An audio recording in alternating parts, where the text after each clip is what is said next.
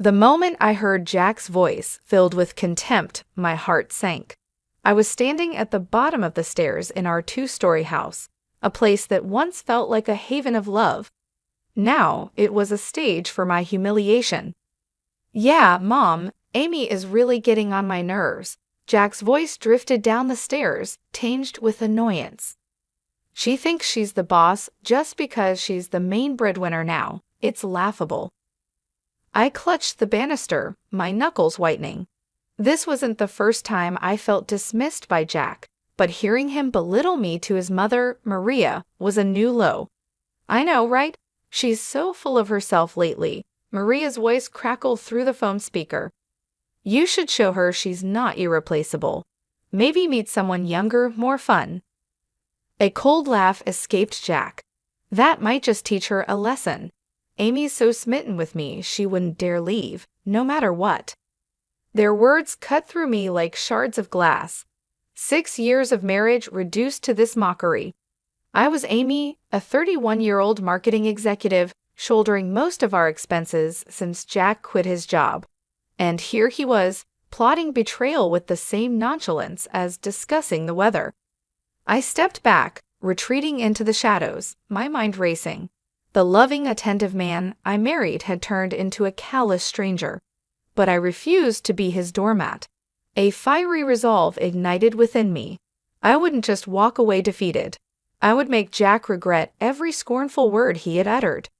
For years, I had ignored the subtle jabs, the gradual distancing, and the financial leeching. But no more. As I stood there, a plan began to take shape in my mind, a plan to reclaim my life and my dignity. I waited until Jack ended the call and came downstairs, his face changing into a mask of faint affection as he saw me. "Hey, honey," he said, planting a hollow kiss on my cheek. "How was your day?" His casual demeanor was a slap in the face. "It was fine, Jack," I replied, my voice steady despite the storm raging inside. "I just need to rest. It's been a long day." He shrugged, oblivious to the seismic shift happening right in front of him. "Sure. I'll be watching the game. Don't wait up," Jack said as he lounged on the sofa with the remote in hand. I retreated to our bedroom, but I wasn't there to cry or lament. I was planning my escape, my revenge. Jack had underestimated me for the last time. I picked up my phone and began to make a list of everything I needed to do to untangle my life from his. I would start tomorrow, no more being the oblivious, accommodating wife. It was time for Amy to take center stage in her own story. The days that followed were a masterclass in deception. I kept up appearances, playing the role of the dutiful wife while plotting my departure. Jack, wrapped up in his arrogance, noticed nothing. One evening, as we sat across from each other at dinner, the silence was suffocating. He was scrolling through his phone, chuckling occasionally. I pushed my food around my plate, my mind elsewhere. "Jack, remember when we used to talk during dinner?" I asked, a hint of nostalgia in my voice. He glanced up, eyes narrow. "What's there to talk about? It's not like you're interested in my day." His dismissive tone stung, but I didn't let it show. "I'm interested, Jack. I always have been." He scoffed. "Right, just like you're interested in my career choices." I clenched my fists under the table. "I supported your decision to quit your job, Jack. I just didn't expect to become the only one working." Jack laughed, a cold, harsh sound. "Oh, come on, Amy. You love being the martyr, don't you? The hard-working wife supporting her lazy husband." The accusation was ridiculous, yet it revealed his twisted perception of our marriage. "I never saw it that way, Jack, but I can't deny feeling alone in this relationship." His expression hardened. "Maybe you should find someone who can give you what you need. I'm clearly not enough." The words were a slap in the face, but they fueled my resolve. I was done being the victim in this twisted game. As the days passed, I began moving my personal belongings out of the house, little by little. I opened a separate bank account, redirecting my salary there. Every step was calculated and discreet. One night, as I lay in bed next to Jack, his snoring a constant reminder of our fractured union, I whispered to myself, not for much longer. I rose early the next day, my heart heavy but determined. As I was leaving for work, Jack called out from the kitchen, his tone unusually soft. "Amy, wait. Are we okay?" I paused at the door, my back to him. "We're fine, Jack. Just the usual stress." The lie tasted bitter on my tongue, but it was necessary. I couldn't let him know what I was planning, not when I was so close to breaking free. That day at work, I made the final arrangements. I contacted a realtor and asked about a small apartment in a quiet part of town, a fresh start, a clean slate. I came home that evening to find Jack sprawled on the sofa with a beer in hand. "You're late," he remarked, his tone accusatory. I shrugged off my coat, keeping my face neutral. "Work was hectic, you know how it is." He snorted. "Yeah, right, busy being the big shot at the office." I ignored the jab and headed to the kitchen to prepare dinner. The mundane task was a welcome distraction from the turmoil within. As I chopped vegetables, my mind wandered to the life awaiting me, a life free from Jack's scorn and selfishness, where I was no longer invisible or insignificant. I served dinner, and we ate in silence. With each bite, I savored the fleeting moments of this facade. Soon it would crumble, and I would emerge from the rubble stronger and liberated. After dinner, as Jack lounged in front of the TV, I retreated to our bedroom. I lay on the bed, staring at the ceiling. The room, once filled with laughter and love, now felt like a prison, but not for much longer. My plan was in motion, and there was no turning back. The next chapter of my life was about to begin, and I was ready. The days turned into weeks, each passing moment bringing me closer to my freedom. My facade as the complacent wife was flawless, even as my plans to leave Jack grew more concrete. He, wrapped in his bubble of arrogance, suspected nothing. One Friday evening, I arrived home later than usual, exhausted from a demanding day at work. Jack was in the living room, absorbed in a video game, a stark contrast to my own weary state. "Jack, we need to talk," I said, my voice steady despite the fatigue. He paused his game, looking up with feigned concern. "What's up, Amy?" I took a deep breath, ready to confront him about the financial strain he had put on our marriage. "I saw the credit card statement today. There's a charge of over $10,000, Jack. What did you buy?" His face paled for a moment, then he shrugged nonchalantly. "Just some stuff I needed. It's not a big deal." "Not a big deal?" My voice rose in disbelief. "Jack, you used my credit card without asking and for such an amount?" He rolled his eyes, dismissing my anger. "Come on, Amy, it's not like we can't afford it. Besides, I'm your husband. What's yours is mine, right?" The audacity of his words left me speechless. This wasn't just disrespect, it was outright theft. My patience, already hanging by a thread, snapped. "This is unacceptable, Jack," I exclaimed, my voice echoing through the room. "You can't just use my money without my consent. This is financial abuse." Jack stood up, his demeanor shifting from dismissive to aggressive. "Oh, so now I'm an abuser? Great. I can't even buy a few things without getting lectured. You're so controlling, Amy." His attempt to turn the tables on me was pathetic. Controlling? I'm trying to have a responsible conversation about our finances, which you seem to have no respect for. He scoffed, crossing his arms. "You know what, Amy? I don't need this. I'm going out." With that, he grabbed his jacket and stormed out, leaving me alone in the midst of our shattered illusion of a happy marriage. I sank onto the couch, my mind racing. This confrontation was the last straw. Jack's complete disregard for our financial stability, combined with his entitlement and lack of remorse, solidified my decision to leave. But it wasn't enough to just walk away. Jack needed to learn a lesson and understand the consequences of his actions. My plan for revenge began to take a more defined shape. Over the next few days, I acted as if nothing had happened while internally, I was a whirlwind of activity. I documented all instances of Jack's financial irresponsibility, gathering evidence for the impending legal battle. Meanwhile, Jack continued his carefree routines, oblivious to the storm brewing. He returned to his lazy habits, occasionally throwing a snide comment my way. But I was no longer the Amy who took his insults lying down. With each passing day, my resolve grew stronger. I was ready to reclaim my life and teach Jack a lesson he would never forget. Weeks slipped by, and the facade of our marriage continued a thin veil over the growing chasm between Jack and me. My plans, however, were solidifying, each step meticulously calculated. It was a waiting game, a game I was determined to win. One lazy Sunday afternoon, Jack lounged on the couch, his attention fixed on a football match. I approached him with faint casualness, a rehearsed question on my lips. "Jack, have you thought about looking for a job? It might help with our finances," I suggested, keeping my tone light. He barely glanced away from the TV. "Why bother? You're earning enough for both of us. Besides, I enjoy my free time." His dismissive response stung, but it was no surprise. "Sure, but it's not just about money. It's about contributing, being a team." I pressed on, hoping to gauge his reaction. Jack snorted, his eyes still on the screen.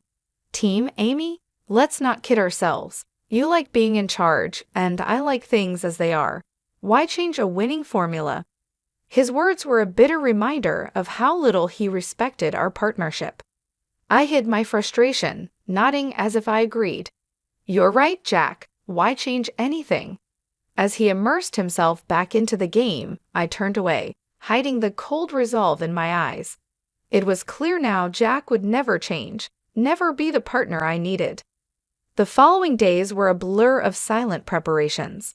I met with a lawyer in secret, discussing the possibilities of divorce and financial separation. I documented every instance of Jack's financial irresponsibility, his neglect, and his emotional abuse. Meanwhile, Jack continued his life, unaware of the storm brewing. He spent his days in idle leisure, occasionally throwing a barbed comment my way, believing I was too weak to fight back. But I was no longer that person. Each of his jabs only strengthened my resolve. The Amy he thought he knew was about to shatter his complacency. One evening, as we sat at dinner, Jack's phone buzzed incessantly. He glanced at the screen, a smirk spreading across his face. "Something funny?" I asked, my curiosity piqued despite myself. "Just a friend from the gym. We're planning a night out this weekend," he replied, his tone dismissive. I nodded, feigning indifference. "Sounds fun. Enjoy yourself." Little did he know, that weekend would be my chance. While he was out living his carefree life, I would execute my plan. The day arrived, and I watched as Jack left, dressed up and full of anticipation for his night out. As soon as the door closed behind him, I sprang into action. I had already packed my essentials, things he wouldn't notice were missing. I called the movers I had secretly hired, confirming the time for the next day. My new apartment was ready, a sanctuary from the life I was about to leave behind. That night, I lay in our bed for the last time, my mind racing with the events to come.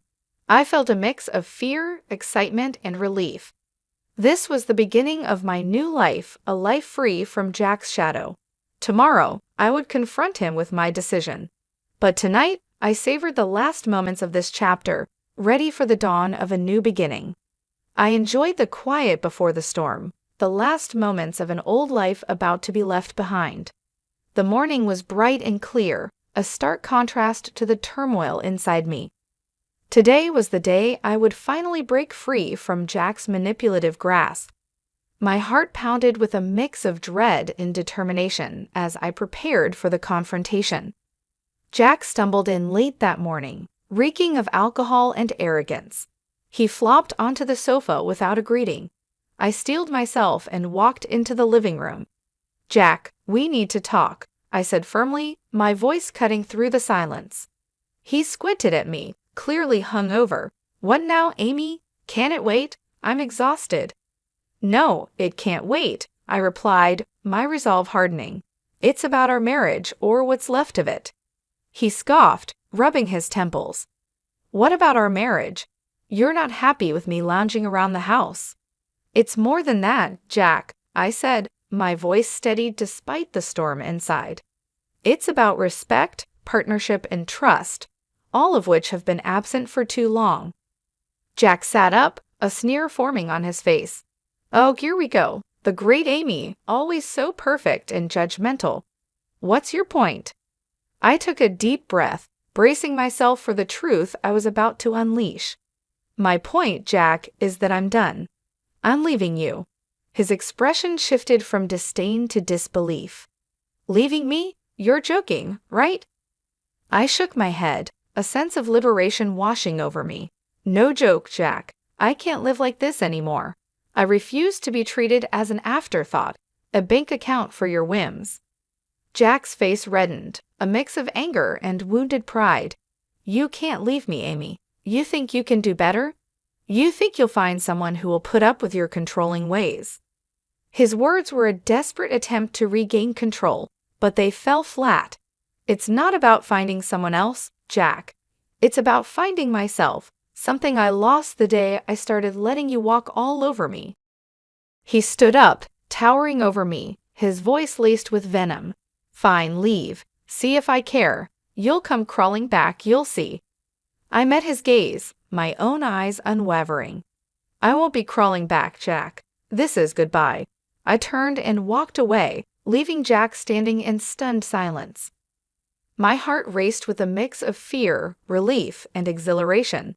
I was finally taking control of my life. The movers arrived, and I supervised the removal of my belongings, each item a piece of my new life. I was building a new life. Jack watched from the doorway, his face a mask of shock and resentment. As the last box was loaded into the van, I turned to face him one last time. Goodbye, Jack. I wish you all the best. His eyes burned with a mix of anger and disbelief, but he said nothing. I climbed into the van, not looking back as we drove away from the house, the life, and the man I was leaving behind. The sense of freedom was overwhelming. I was starting a new journey, one where I was the author of my own story. Jack was now a chapter of my past, a lesson learned. As the van pulled up to my new apartment, a small, modest space filled with potential, I stepped out into my new world. A world where I was no longer Amy, the neglected wife, but Amy, the woman who reclaimed her life. Settling into my new apartment felt like taking a deep breath after being submerged underwater for too long. The freedom was exhilarating, yet the looming confrontation with Jack cast a shadow over my newfound independence. Several days passed in a blur of adjustment and anticipation. Then the inevitable happened. Jack's number flashed on my phone. I steeled myself and answered. Amy, where the hell are you? You think you can just leave like that? Jack's voice was a mix of rage and disbelief. I replied calmly, I'd already told you, Jack. I'm done. Our marriage is over. You can't just decide that on your own. You're my wife. He spat out the words, his anger palpable. I was your wife, Jack, and yes, I can decide. I won't be a part of a marriage where I'm disrespected and used, I countered, my voice firm. There was a pause, and I could almost hear the gears turning in his head. You'll come back. You need me. I couldn't help but laugh, a sound of genuine amusement. Need you, Jack? I've been the one carrying us for years. I don't need you. It's the other way around. His voice cracked with a mixture of fury and desperation. You can't do this to me, Amy. What about our finances, the house? You can't just leave me with nothing. That's not my concern anymore, Jack. You should have thought about that before treating me the way you did. I said, the satisfaction of finally speaking my mind liberating. There was silence on the other end, and then he hung up. I stared at the phone, a sense of finality washing over me. I had closed the chapter on Jack, but I knew this wasn't the end. There would be legal battles ahead, but I was ready for them. I was fighting for myself now. The following weeks were a whirlwind of legal consultations and paperwork, but each step brought me closer to my new life. I filed for divorce, citing Jack's financial irresponsibility and emotional neglect. He responded with a flood of angry calls and messages, each one more desperate and vindictive than the last. "You'll regret this, Amy. You can't just throw me out like garbage," he yelled during one heated call. I remained calm. "I'm not throwing you out, Jack. I'm setting myself free. And as for regret, I only regret not doing this sooner." As the legal proceedings progressed, Jack's true colors showed brighter than ever. He tried to manipulate the situation, paint himself as the victim, but the evidence against him was overwhelming. The day of the final hearing arrived, and I stood in the courtroom, a mix of nerves and determination. Jack was there, his face a mask of defiance and resentment. The judge reviewed our case, the documentation of Jack's financial abuse, and my testimony about our marriage's breakdown. The verdict was swift and in my favor. I was granted a divorce and a fair settlement. Jack's face contorted with rage as the judge announced the decision. "This isn't fair. She can't just take everything from me." But his protests fell on deaf ears. The decision was final. I walked out of that courtroom feeling lighter than I had in years.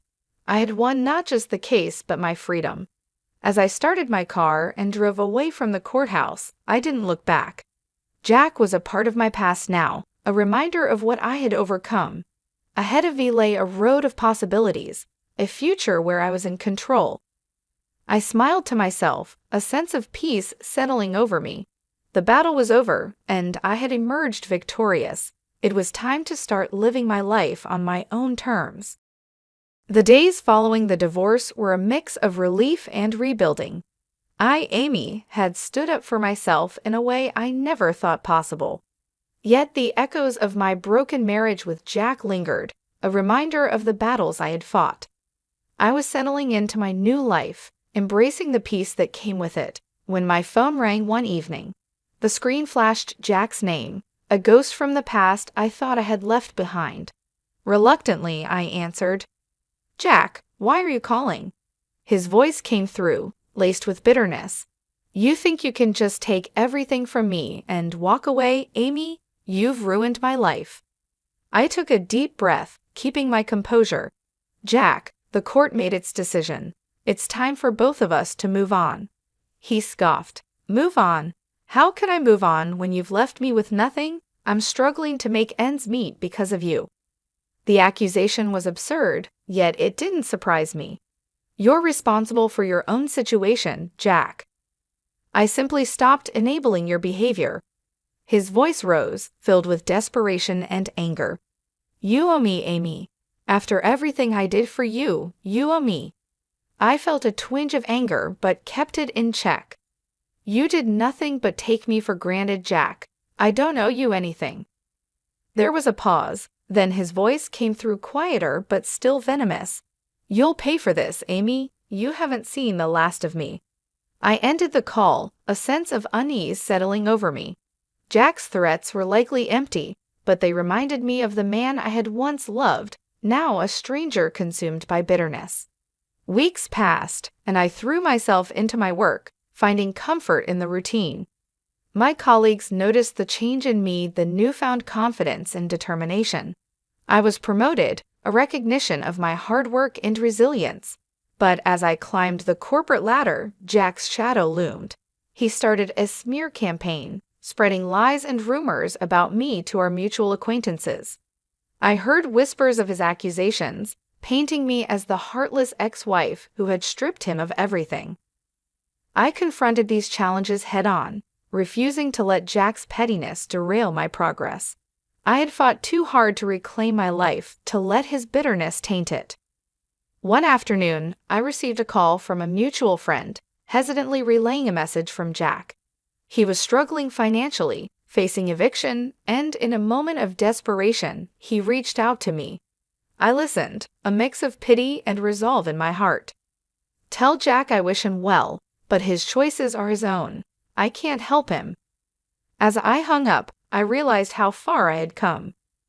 The old Amy might have rushed to Jack's aid, but I was no longer that person.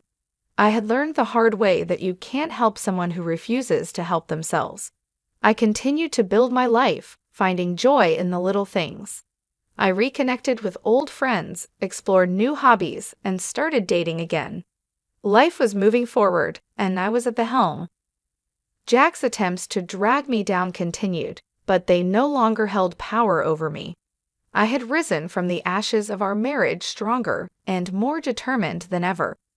As I sat in my apartment one evening, reflecting on my journey, I felt a sense of peace. I had faced my demons, fought my battles, and emerged victorious. The future was bright, and for the first time in a long time, I was truly happy. I was genuinely excited for what lay ahead. Life had found a new rhythm, and mine was no different. The scars of my past with Jack were still there, but they no longer defined me. I was Amy, reborn from the ashes of the life I had left behind. My promotion at work brought new challenges and opportunities. I thrived in the environment, my confidence growing with each successful project. My social life also took a positive turn. I met new people, some of whom became close friends and even started dating again. Life was good, but the shadow of Jack still lingered at the edge of my newfound happiness. One evening, while having dinner with a friend, my phone buzzed. It was a message from a number I didn't recognize. Hesitantly, I opened it. It was from Jack. "Amy, I need your help. Please." The words were simple but carried the weight of our shared history. I showed the message to my friend, who looked at me with concern. "You don't owe him anything, Amy. Remember that." I knew she was right. I had moved on, but it seemed Jack was still stuck in the past. I didn't reply to the message. Instead, I blocked the number and tried to focus on the present. The next day, I heard the news.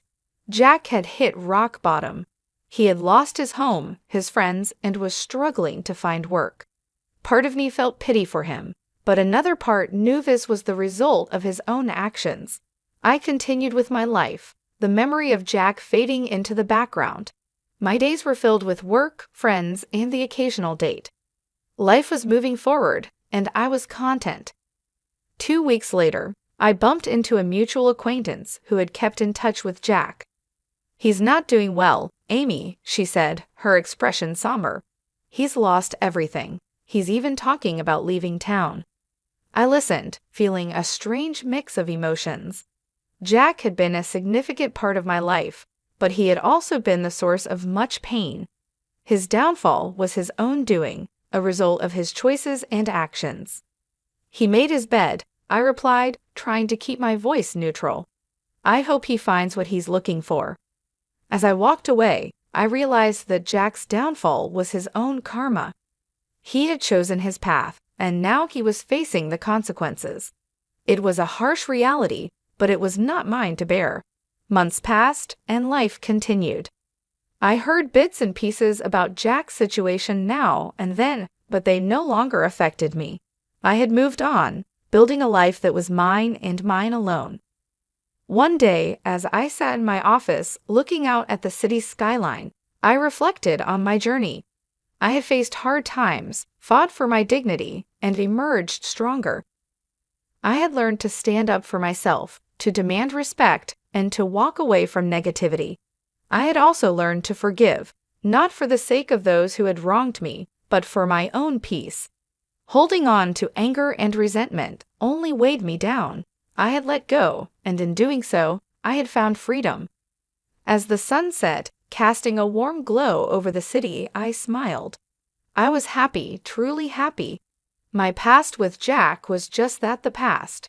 Ahead of me lay a future full of possibilities, a future I was ready to embrace.